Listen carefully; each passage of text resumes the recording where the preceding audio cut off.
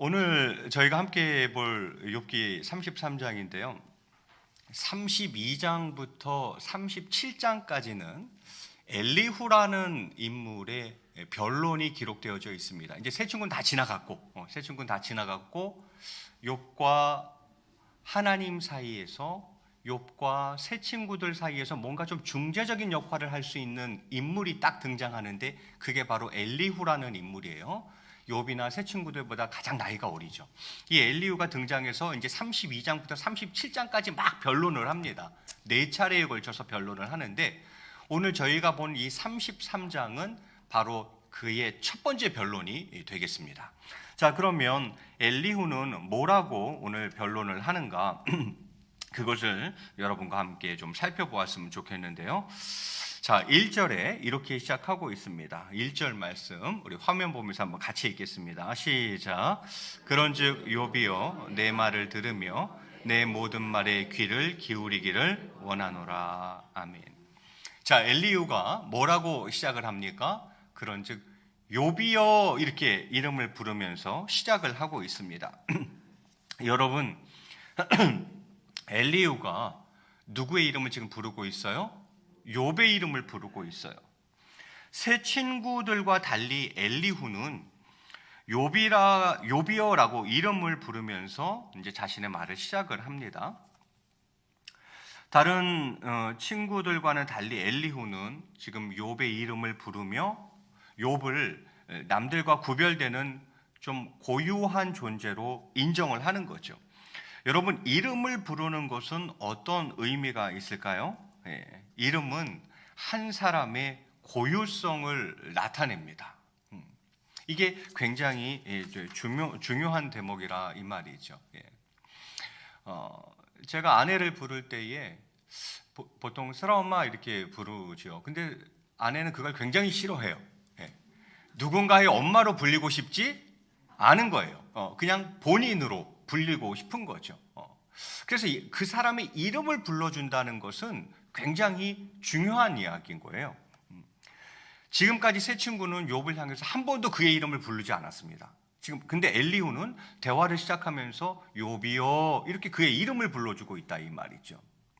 여러분 혹시 그 김춘수 시인의 그 꽃이라는 시를 아시는지 모르겠습니다. 그 시 속에 이런 대목이 하나 있습니다. 내가 그의 이름을 불러주었을 때 그는 나에게 와서 꽃이 되었다 이렇게 이야기를 합니다. 수많은 꽃이 있죠. 비슷비슷하게 생긴 수많은 꽃이 있죠. 그러나 어떤 한 꽃을 보고 그 꽃의 이름을 불러주었을 때 그 꽃은 나에게 와서 어떤 의미를 갖는 하나의 꽃이 되었다. 김춘수가 이렇게 이야기를 하는 거죠. 그래서 이름을 불러준다는 것은 굉장히 중요한 이야기입니다. 이름을 불러준다는 것은 먼저 도매급으로 대하지 않겠다는 거예요.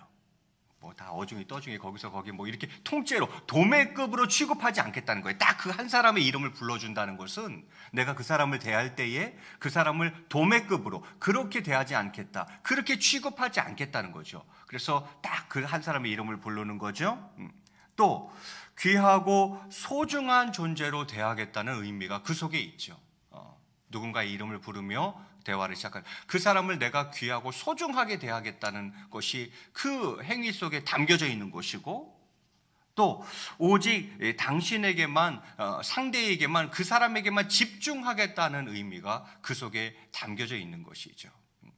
그래서 이름을 불러준다는 것은 그만큼 의미가 있는 일입니다. 자, 엘리후가 어떻게 하고 있습니까? 그런즉 욥이여 이렇게 이름을 부르고 내 말을 들으며 내 모든 말에 귀를 기울이기를 원하노라. 내가 입을 여니 내 혀가 입에서 말하는구나 하면서 말을 시작합니다. 자, 그러면 내가 말을 어떻게 할 것인가? 엘리후가 3절에서 이렇게 이야기를 합니다. 우리 본문 3절 말씀도 한번 같이 읽겠습니다. 시작. 내 마음의 정직함이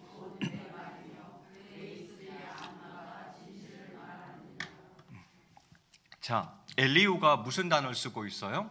정직이라는 단어를 쓰고 있고 3절 끝에 보면 진실이라는 단어를 쓰고 있어요. 이제 엘리후가 이야기를 할 건데 나는 어떻게 이야기하겠다는 거예요?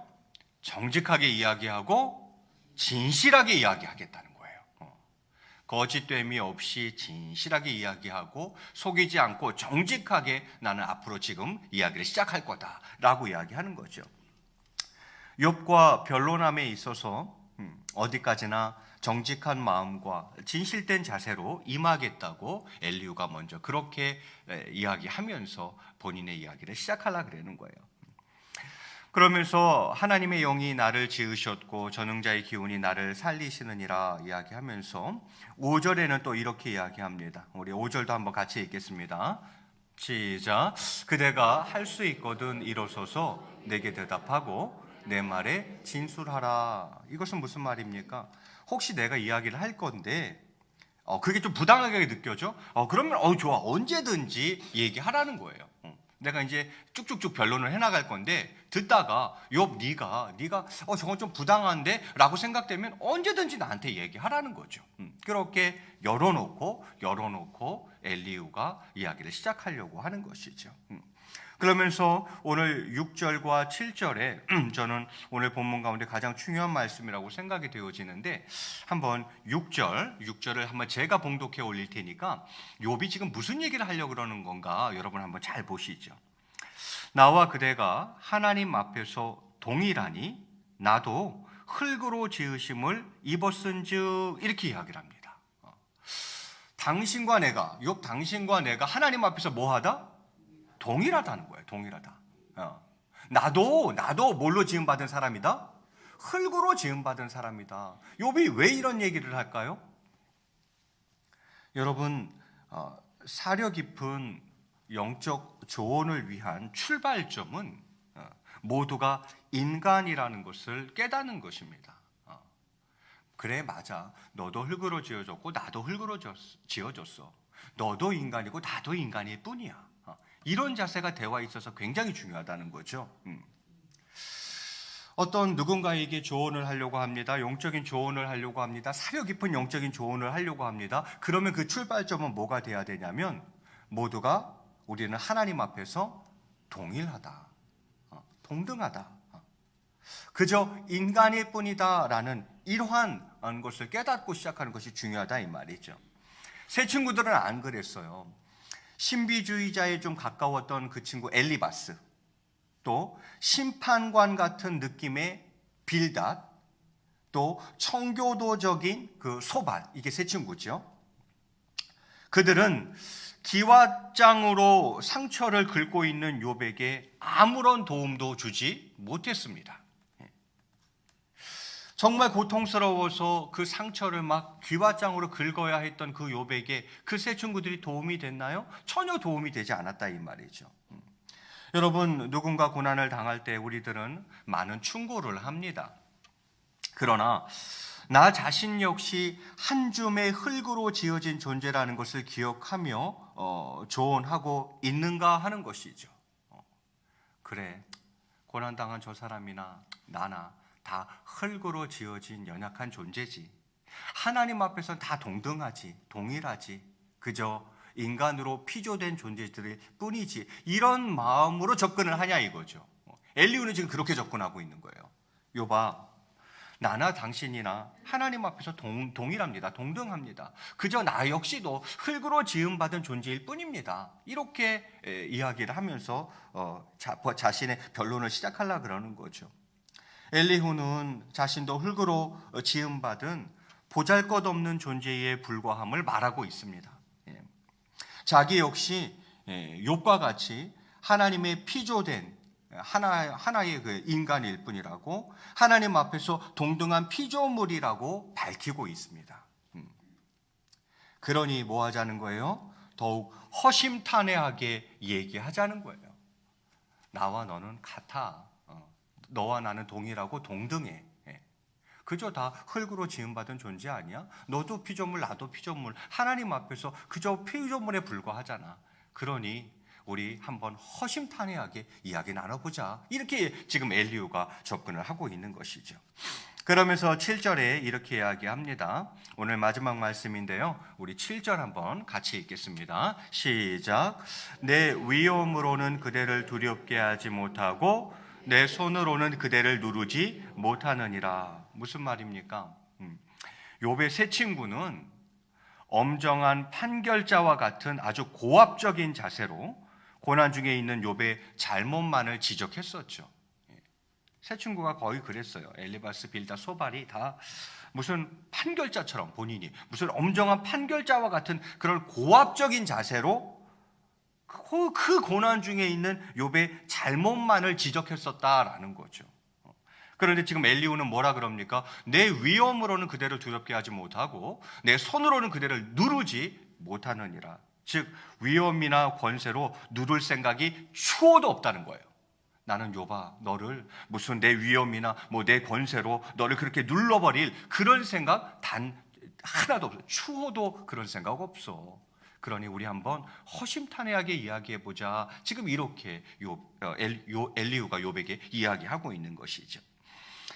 8절부터 13절은 이제 엘리후의 변론의 내용이 시작되는 부분인데 이 부분까지 하면 좀 많을 것 같고 일단 오늘 여기까지 보면서 한번 같이 교훈을 좀 나누어 보았으면 좋겠습니다. 오늘 저희가 본문을 보면서 몇 가지 얻을 수 있는 교훈들이 있습니다. 여러분, 인간을 사회적 동물이라고 하죠. 그것은 누군가 관계를 맺으면서 살아가는 존재라는 거죠. 혼자 살아갈 수는 없어요. 더불어 같이 살아가는 거예요.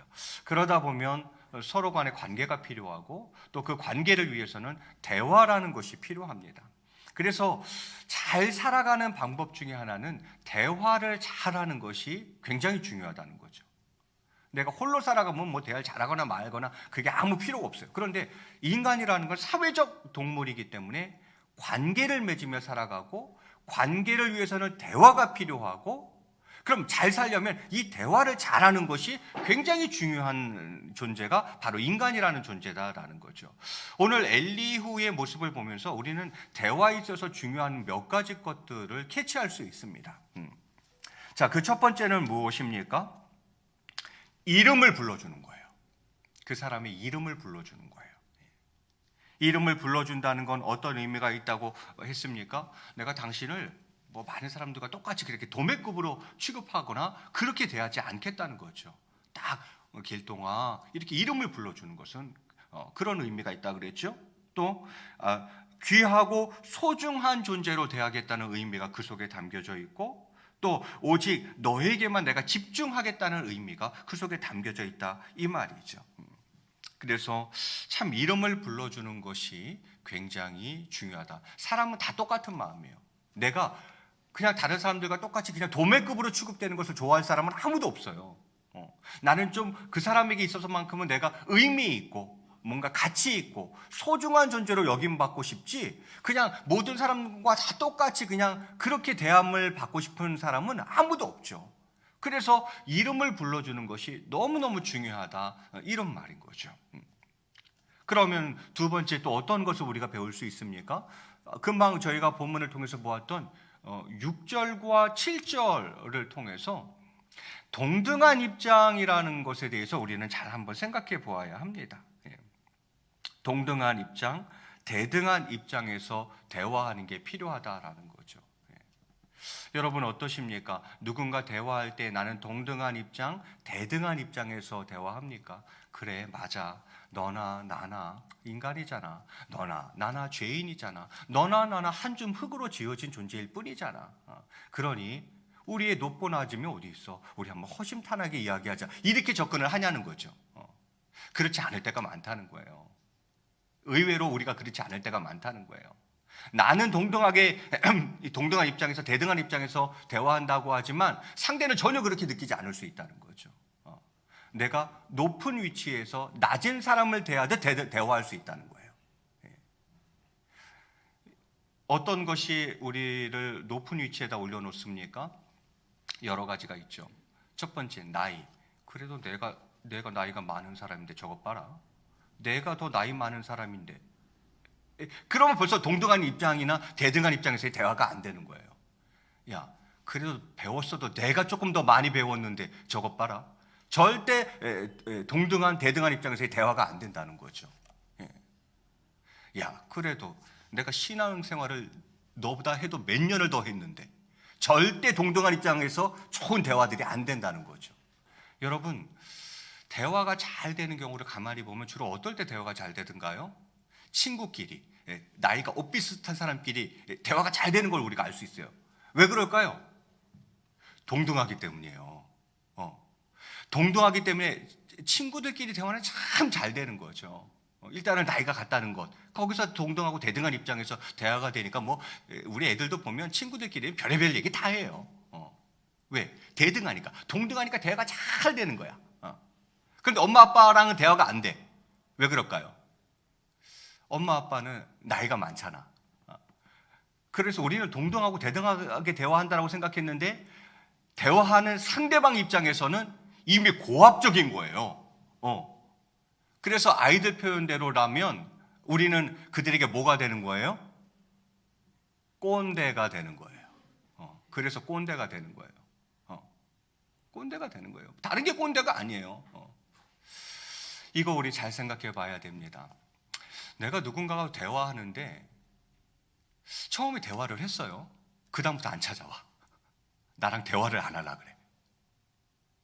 이유가 있는 거예요. 이유가 있는 거예요. 그 이유를 이제 오늘 말씀을 저희가 쭉 훑어보고 그 네 가지 중에서 아마 스스로를 한번 점검해 보면 거의 맞을 겁니다. 자, 지금 어떻게 하면 우리는 잘 살 수 있을까? 우리는 사회적 동물인데 관계를 맺으며 살아가는데 관계에 있어서는 대화가 굉장히 중요하고, 그럼 잘 살 수 있기 위해서는 대화를 잘하는 것이 의외로 중요하다는 얘기죠. 그 대화를 잘하기 위해서 지금 몇 가지를 점검하려고 그러는데, 첫 번째는 이름을 불러주는 것이 굉장히 중요하다. 이름을 불러주는 것. 그 사람의 고유성을 인정해 주는 거죠. 나에게 꽃이 될 수 있도록, 하나의 의미가 될 수 있도록 이름을 불러주는 게 중요하고, 두 번째는 무엇입니까? 동등한 입장에서, 대등한 입장에서의 대화가 굉장히 중요하다. 때로는 내가 나이가 많을 수 있어요. 때로는 내가 학식이 더 많을 수도 있어요. 때로는 내가 신앙 연륜이 더 많을 수도 있어요. 저 같은 경우는 어떤 실수를 하기 쉬워요? 그래도 내가 목사인데, 저것 봐라, 그래도 내가 목사인데, 대화 안 되는 거야 이제 그 다음부터는. 동등한 대화, 대등한 입장에서의 정말 깊은 친밀한 대화는 이제 안 되는 거예요 벌써. 이런 거 조심해야 된다는 거예요. 그 다음부터 이제 대화 안 합니다. 안 찾아옵니다. 예수님께서 성육신 하신 이유가 뭡니까? 이 동등 대등 때문에 성육신 하신 거예요. 높고 빛난 저 하늘 보좌에 계셔서는 대화가 안 되는 거예요, 인간들이랑. 그래서 내려오신 거죠. 동등하게 되시려고. 육신을 입으시고, 말씀이 육신이 돼요. 육신을 입고 낮고 천한 이 땅에 내려오신 거예요. 그래서 사람이 되신 거예요. 왜? 동등해야 되거든, 대등해야 되거든, 그래야 대화가 되거든. 그래서 예수님이 성육신 하신 거예요. 이 땅에 내려오신 거예요. 육신을 입고 내려오신 거예요. 인간이 스스로 되신 거예요. 그러니까 대화 잘 되죠. 예수님과 인간들이, 죄인들이 대화가 잘 됩니다. 저 하늘에서 하나님 하면서 고압적인 자세로 하지 않으시죠.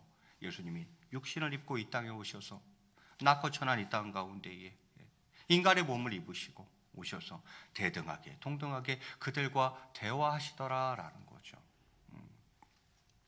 그런 점에서 우리가 이 부분을 놓치면 안 되겠어요. 세 번째는 무엇이냐면 경청입니다. 얼만큼 잘 들어주느냐가 사실은 대화의 관건이에요. 들어만 줘도 치유와 회복은 일어납니다. 근데 이 잘 들어주는 게 생각보다 어렵습니다. 여러분 잘 들어줍니까? 내 말 하기에 바쁘지 사실 상대방의 말을 제대로 들어주는 사람은 열에 하나밖에 없어요. 다 내 주장, 내 생각, 내 이야기 하기 바쁘지. 머릿속으로는 계속 내가 할 이야기들이 머릿속에서 돌아가고 있는 거예요. 그러니까 상대방의 말을 진짜 귀 기울여서 정성껏 들어주는 사람은 열에 하나밖에 안 됩니다. 경청이 안 된다는 거예요. 경청이. 잘 들어주지 않는다는 거죠. 이 경청이 얼마나 중요한지, 그 선생님들은 말을 많이 합니다. 말을 많이 하는데, 뭐 직업 특성상 어쩔 수 없죠. 선생님들은 이제 말을 많이 하는데, 그러면 아이들이 그 교사의 이야기에 귀를 기울이는 순간은 도대체 언제일까? 선생님들은 어쨌든 말을 많이 하는데 아이들이 선생님의 그 말에, 그 이야기에 귀를 기울이는 순간은 도대체 언제일까? 언어학자들이나 또 마음을 연구하는 사람들이 말하기를, 어떤 사람이 자신의 이야기를 8번 정도 들어주며 그렇구나 라고 맞장구를 쳐주면 나도 저 사람 이야기를 한번 들어볼까 라는 생각이 든다고 합니다. 아무리 얘기해도 그 사람은 안 듣는다는 거예요. 선생님이 아무리 얘기해도 애들이 전혀 안 듣는다는 거예요. 그럼 애들이 언제 듣냐? 선생님이 내 얘기를 8번 정도 들어줘야, 8번 정도 들어주면서 아 그렇구나, 아 그렇구나, 이걸 8번 정도 해줬을 때에 이제 그제서야 비로소 아이들은 저 선생님 얘기를 한번 내가 들어볼까? 이런 마음이 그때서 든다는 거예요. 이거 여러분 굉장히 중요한 대목이에요. 그렇구나라는 말에는 판단하는 마음이 없죠. 아 그렇구나, 그렇구나. 판단하는 마음이 없어요. 상대의 모습이 어떻든 간에 그 존재를 그대로 인정하는 말이 바로 그렇구나죠. 여러분, 사람들은 어쩌면 자기 자신을 있는 모습 그대로 받아들여주는 사람을 찾고 있는지 모릅니다. 그냥 내 있는 모습을 그대로 받아들여주는 사람, 그 사람을 찾고 있는 거예요. 그런데 우리는 막 얘기를 하면 그걸 상대방이 다 들을 거라고 생각하죠. 전혀 듣지 않습니다. 그럼 상대방이 언제 들을까요? 그렇구나 8번 한 사람, 그 사람 이야기를 그제서야 한 번 정도 들을까 하는 생각을 갖게 된다는 거예요. 여러분, 잘 들어줍니까? 아니요. 열에 한 사람도 안 된다니까요. 저 역시도 잘 못 들어주는 사람 중에 하나고요. 잘 들어주는 사람 별로 없어요. 그렇구나, 그렇구나. 그 8번 해주는 사람 거의 없습니다. 그 말은 내가 그거 안 했으면 내가 이야기해도 그 사람 안 듣고 있다고 보시면 맞아요. 전혀 안 듣고 있는 거예요. 내가 8번 안 했기 때문에, 그렇구나 8번 안 했기 때문에 그 사람은 내 말 한마디 절대 듣지 않는다라는 거예요. 우리는 이제 그걸 모르고 그저 내가 얘기 많이 하면 그 사람이 들을 줄 아는데 전혀 그렇지 않다는 거죠. 우리는 어떻게 됐고 난 모르겠고 본인 할 말만 하는 거야 이제. 그건 내 알 바 아니고.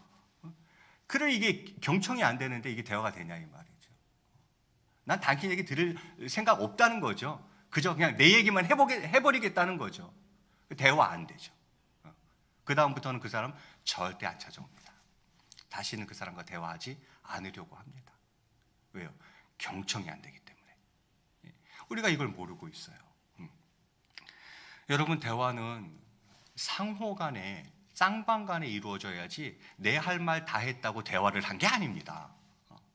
그런데 우리는요, 내 할 얘기를 다 하면 대화했다라고 착각하고 있는 거예요. 전혀 대화가 안 된 거거든요, 그게. 이것을 우리가 잘 모르며 살아가는 게 아닌가, 그런 생각을 또 해보게 되어집니다.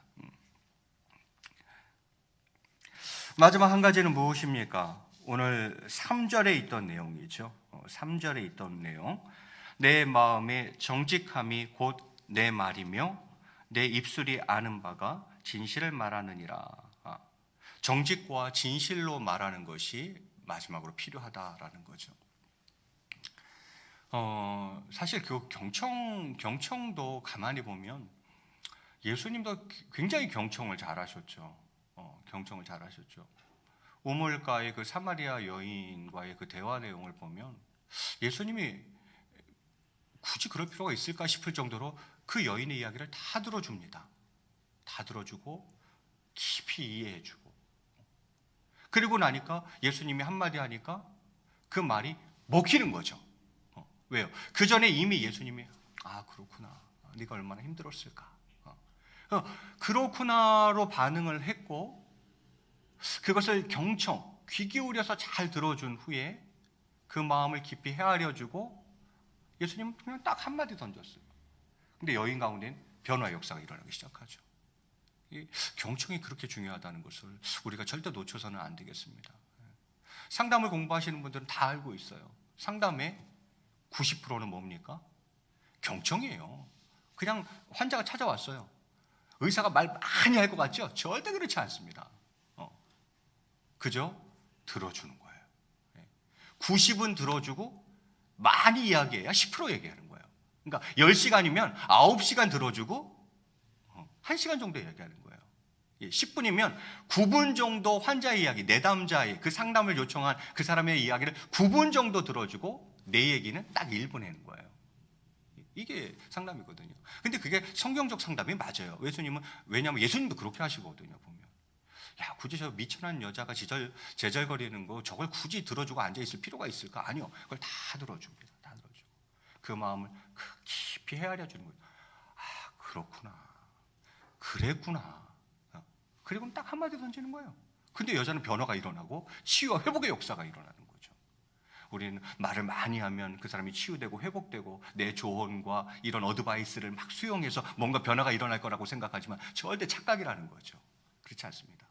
들어주는 곳에서 역사가 일어나는 거예요. 자, 잠깐 딴 길로 갔는데 그 네 번째는 뭐냐면 정직과 진실이라는 거죠. 이야기를 할 때에 이야기가 자꾸 막힌다라고 생각되는 이유는 내가 정직하고 진실되게 이야기하지 않기 때문이죠. 무엇인가 정직하고 진실되게 그냥 포장하지 말고 두리뭉실하게 포장하지 말고 정말 정확하게 이야기를 하면 대화가 계속 되어져 나가는데 그걸 가리는 거죠. 약간 포장하고 정직과 진실에서 조금 멀어진 대화를 하다 보면 한두 번은 대화할 수 있겠지만 그 다음부터는 그 사람과 대화하지 않으려고 할 겁니다. 왜요? 무엇인가 대화에 진전이 없기 때문이죠. 정직하고 진실하면 대화가 진전이 이루어집니다. 그래서 더 서로를 알게 되고 더 깊이 이해하게 되고 그러면서 오히려 더욱더 신뢰관계가 쌓여져 가는데 뭔가 포장하고 덮어놓고 가려놓고 대화를 하다 보니까 정직과 진실로 대화하지 않다 보니까 대화가 더 이상 계속 지속되지가 않죠. 그러니 서로를 더 알아갈 수도 없고 서로에 대한 신뢰를 더 쌓아갈 수도 없게 되는 거죠. 그러면 뭐예요? 대화 단절. 자, 원고도 없이 꽤 오래 했습니다. 자, 그래서 이제 말씀을 좀 마무리할까 합니다. 대화가 얼마나 중요한가를 오늘 엘리후를 통해서 좀 저는 살펴보았고요. 그것을 저는 나름대로 네 가지로 좀 정리해 보았습니다. 첫 번째는 도매급으로 절대 그 사람을 처리하지 말라. 이름을 불러주라는 거죠. 그 사람이 나에게 의미 있다고 그 고유성을 인정해 주는 거죠. 교사를 해보신 분들이나 교회 학교를 섬겨보신 분들은 잘 아실 거예요. 어느 날 누군가 이름을 탁 불러주면 탁 돌아봅니다. 선생님 어떻게 내 이름을 알고 계시지? 벌써 대하는 태도가 얘가 달라져요. 선생님을 대하는 태도가 달라져요. 왜? 나를 수많은 학생들이라는 이 도매급으로 날 취급하지 않는다는 거지. 날 그렇게 대하지 않고 길동아 딱 나를 불러주는 거죠. 내 고유성을 인정해 주는 것이요. 선생님에게 자신이 의미 있는 존재라는 것을 아이가 아는 거죠. 그래서 이름을 불러주는 거 굉장히 중요하다 그랬고, 두 번째는 무슨 말씀드렸습니까? 동등한 입장에서 대등한 입장에서 대화하는 것이 필요하다라는 거죠. 내가 어떠한 요소 때문에 더 우위를 점하는 상태에서 대화를 진행하는 것은 제가 보기에 지혜롭지 못합니다. 대화를 원치 않으면 모를까나 정말 대화를 원한다면 내가 내려와야 된다라는 거죠. 동등하고 대등한 입장에서의 대화가 굉장히 중요하다라는 거 말씀드렸고요. 세 번째는 경청이죠. 경청이 내가 무엇인가를 얘기해 주는 것보다 훨씬 더 중요하다는 거예요. 여러분, 누군가 고민과 아픔과 상처를 가지고 찾아왔어요. 막 대화를 저랑 합니다. 대화를 하고 돌아갔어요. 그 학생이 시간이 지난 후에 그 학생이 제가 한 이야기를 기억할까요? 저는 절대 기억 못한다고 생각합니다. 근데 한 가지 기억하는 게 있어요. 내가 참 힘들고 어려웠을 때 목사님이 내 얘기를 참 잘 들어주셨지. 이거는 기억합니다. 그때 나눴던 대화 내용들, 막 목사님의 그 좋은 교훈들, 그 충고들 하나도 기억 안 나요. 하나도 기억 안 나는데 시간이 오래 지났음에도 불구하고 그 학생 머릿속에 남아있는 게 한 가지 있습니다. 그건 내가 가장 어려울 때 내 이야기를 귀 기울여 들어주실 분이라는 거예요. 그것만큼은 기억한다는 거죠. 이 경청이 너무너무 중요하다는 거 잊지 마시고요. 마지막은 정직과 진실로 이야기해야 됩니다. 자, 그러면 누군가 나에게 찾아와서 대화를 요청했어요. 그리고 대화를 했어요. 근데 그 다음부터 안 와. 자, 누군가 대화를 했어요. 한두 번 했어요. 그 다음부터는 대화가 일절 없어. 넷 중에 하나에 걸리는 거예요. 넷 중에 하나에 걸리는 거예요. 첫 번째는 나를 그 사람이 자꾸 도매급으로 취급하려고 그러는 거지. 그게 싫은 거예요. 그래서 안 오는 거예요. 나는 그렇게 취급받고 싶지 않은 거죠. 두 번째는요, 동등한 입장이 아닌 거죠. 됐고 본인이 할 얘기만 하는 거죠. 이런 고압적인 자세, 동등한 자세가 아닌 거죠. 그래도 내가 목사인데 대화했어요. 그 다음부터 안 와. 목사라는 타이틀로 내가 고압적인 자세로 접근했던 거죠. 그래서 이 동등과 대등이 굉장히 중요하다는 것이고, 또 대화가 안 이루어진다면 내가 들을 줄 모르는 사람인 거지. 그저 내 얘기만 쏟아놓는 스타일이지 진중하게 상대의 이야기를 깊이 들어주는 스타일이 아닌 거지. 그래서 대화 1시간 했는데 상대방이 몇 분 이야기하고 내가 몇 분 이야기했나 보면 내가 경청의 사람인지 아닌지 정확하게 알 수 있거든요. 자, 1시간 상담했어요. 근데 그 비중이 상대가 이야기한 게 90%고 내가 이야기한 건 그 중에 10%다. 그럼 이 사람은 아주 경청을 잘하는 사람이에요. 그런데 그 사람은 10분 이야기하고 내가 90분 얘기했다. 그럼 이 사람은 경청할 줄 모르는 사람인 거죠. 결과는 어느 것이 더 좋은가? 전자가 훨씬 좋습니다.